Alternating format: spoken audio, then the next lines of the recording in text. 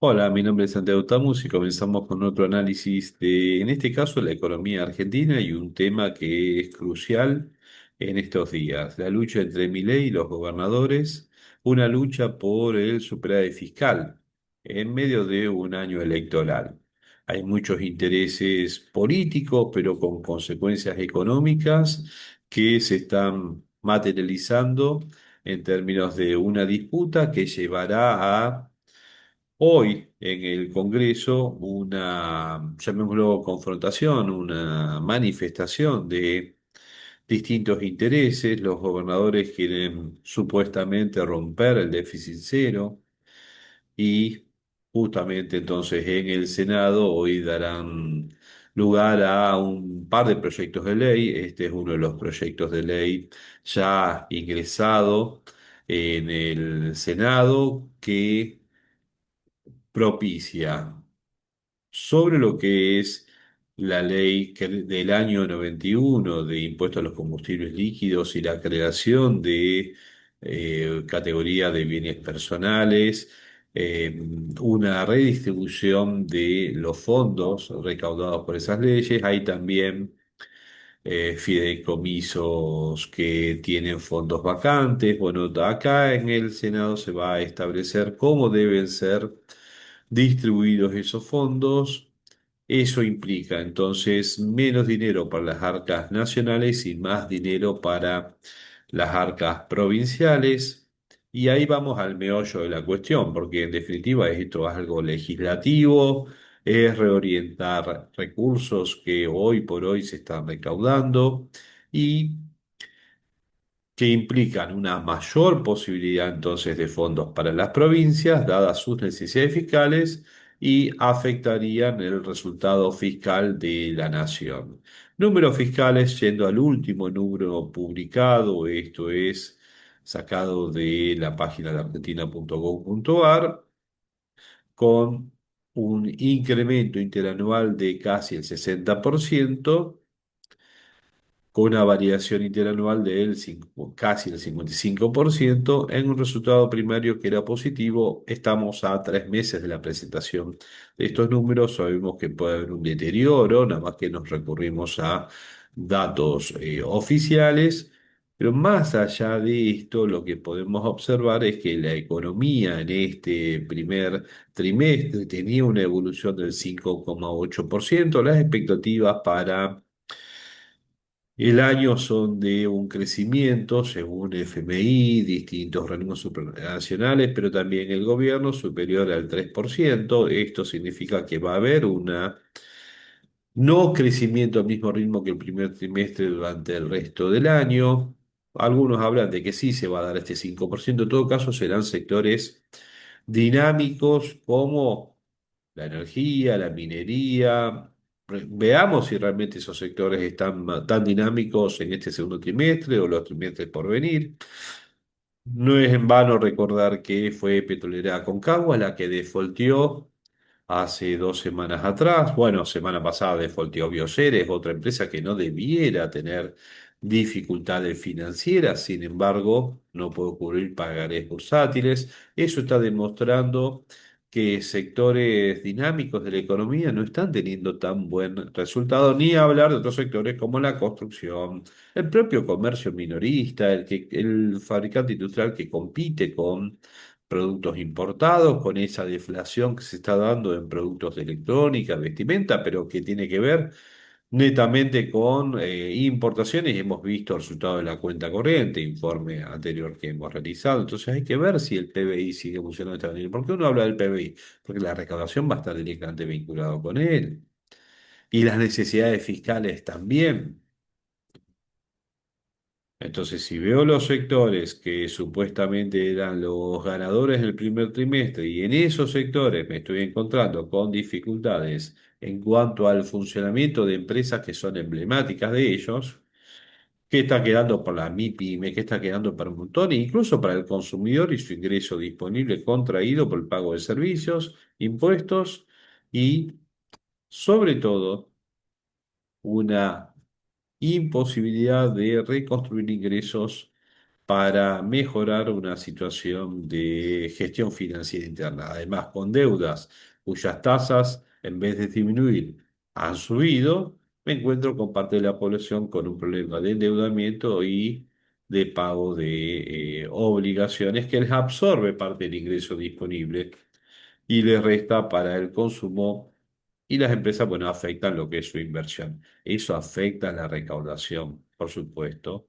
y las necesidades de gasto que afrontan, sobre todo las provincias que se encargan de muchos de los servicios, los cuales requieren los ciudadanos. Entonces, tratando de entender lo que sucede con uno y lo otro, y acá es una evidencia lo que pasa a nivel empresarial, esto es último número abril de capacidad instalada de la industria y la utilización, estamos a menos de un 60% y hay sectores que tienen hasta, como en textil, un 43% de ocupación. O sea, no son justamente sectores dinámicos.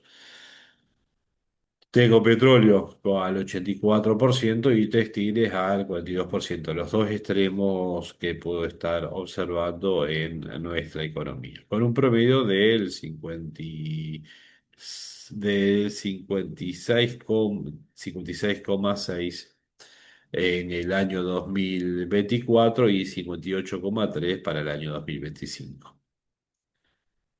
¿Qué hizo la nación a lo largo de toda esta gestión de año y medio? Hablando otra vez de la parte fiscal.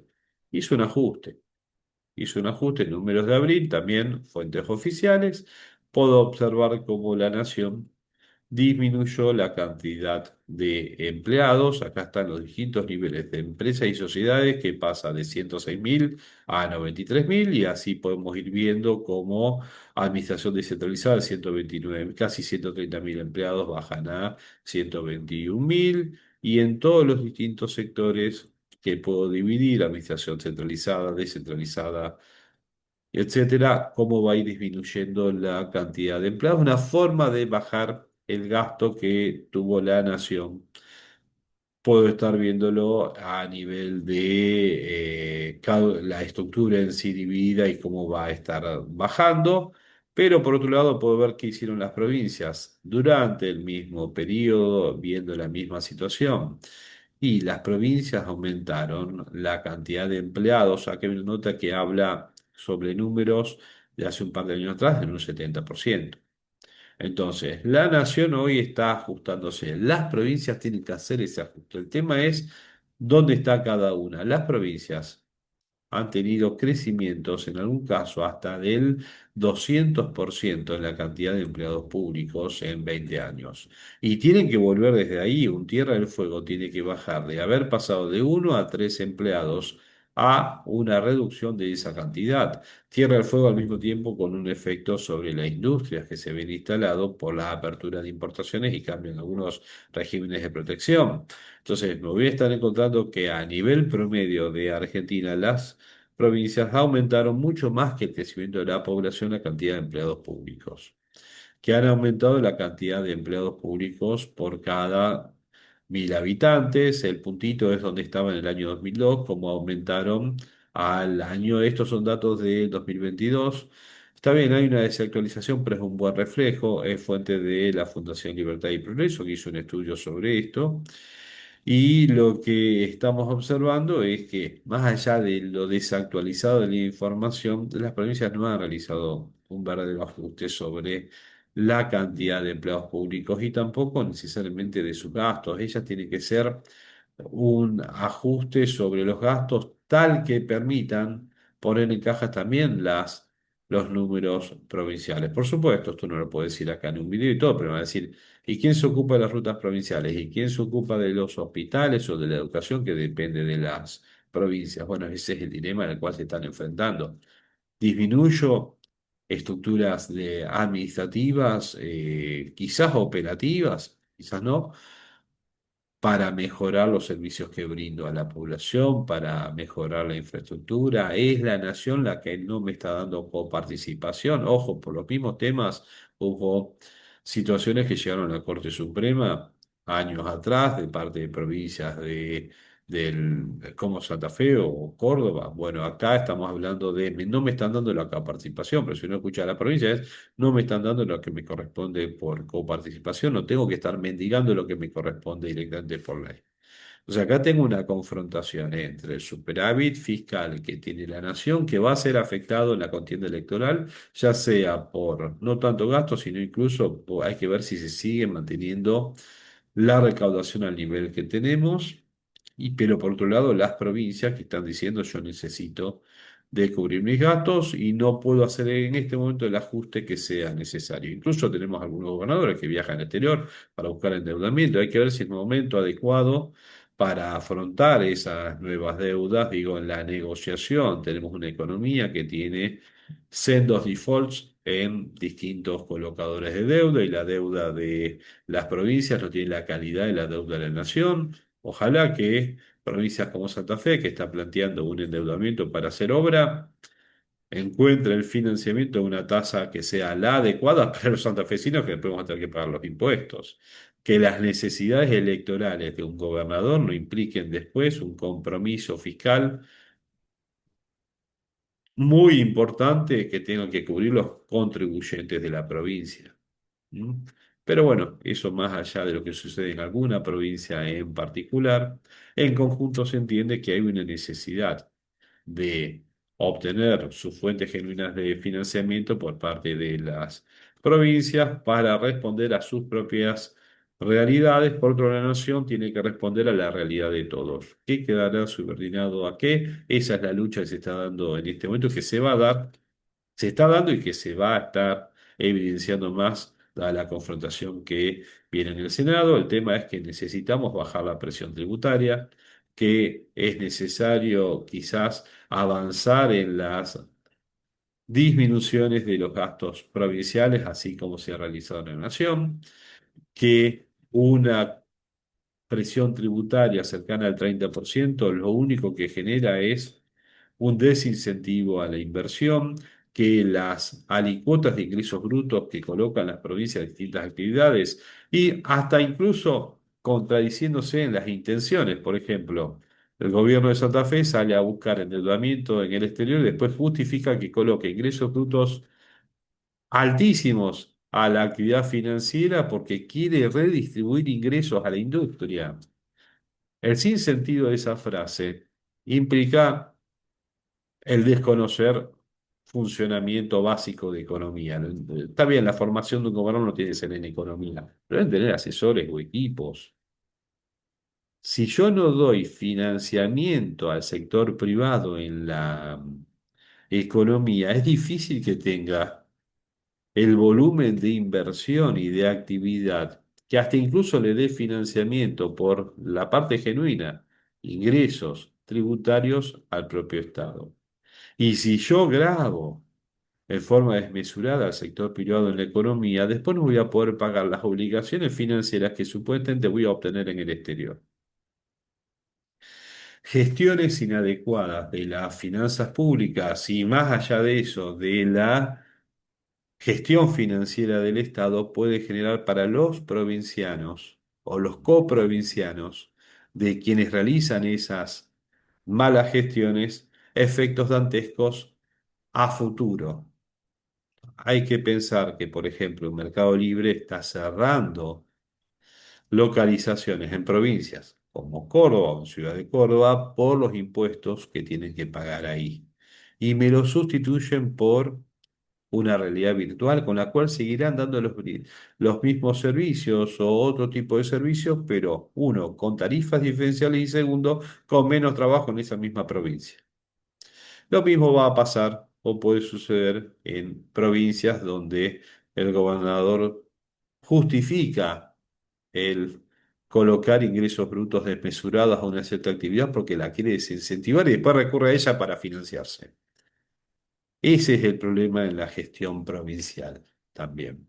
El no entender cómo es el funcionamiento del mundo financiero, pensar que lo industrial está separado de lo financiero, cuando realmente el financiamiento es base para que pueda haber un desarrollo industrial. Y no hablamos de un fin, no, vamos a recordar para tener un fondo y darlo dando subsidios a distintos empresarios, que terminan siendo empresarios amigos o terminan haciendo quebrar a empresas como Bioceres o empresas de ese tipo que entran en default y no son las que deberían entrar en default, porque deberían ser empresas ganadoras de este modelo, pero con las retenciones, con las estructuras tributarias, con el marco legal que tenemos en lo laboral, etcétera, terminan fracasando proyectos que en cualquier parte del mundo tienen que ser exitosos. El efecto de esta puja por los ingresos fiscales, que en definitiva termina siendo eso y que va a repercutir en déficit fiscal o no, eso dependerá del veto, el contraveto y lo que siga, es mayor presión tributaria. Si quiere mantener su plan fiscal, vamos a mantener una presión fiscal igual o mayor a la actual. Y si las provincias no consiguen financiamiento, van y le cobran ingresos brutos a los contribuyentes. Todos pes- terminan pescando en la pecera. Los contribuyentes se le van a ir, como lo hace Mercado Libre, como se le hace Carrefour, que dice a ver cómo vendo el negocio en Argentina.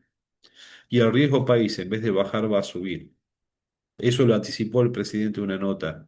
Después se desdicen esto y lo otro. ¿Por qué? Porque ya me dicen que los bonos van a bajar, salgo a venderlos hoy. Y el gobierno termina de pagar 4.500 millones de dólares para cumplir como corresponde a sus obligaciones y en vez de disfrutar de los, llamemos, los beneficios de haber cumplido con su obligación en tiempo y forma, resulta que ahora tienen este problema. Que los quieren estabilizar, no se sabe cuál es la intencionalidad política, pero que no le hace bien al país.